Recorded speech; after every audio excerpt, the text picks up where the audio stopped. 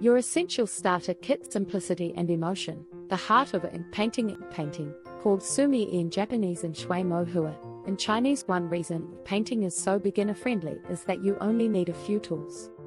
Here's what to gather before you start.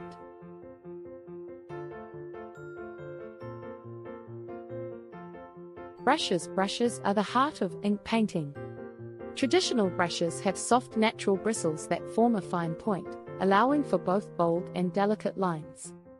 Start simple. A single medium-sized brush is versatile and perfect for learning.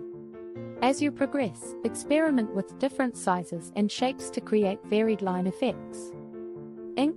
There are two main types of ink: ink stick. Rub it with water on an inkstone to make your ink. This traditional method is calming and helps you focus before painting. Liquid ink, ready to use straight from the bottle, a great choice for beginners. Inkstone. If you're using an ink stick, you'll need an inkstone. Think of it as your paint palette. It lets you control how thick, thin, light, or dark your ink is. Paper. Schwen paper. Ink painting needs absorbent paper to show the flow and depth of the ink. Schwen paper, often called rice paper, is the traditional choice.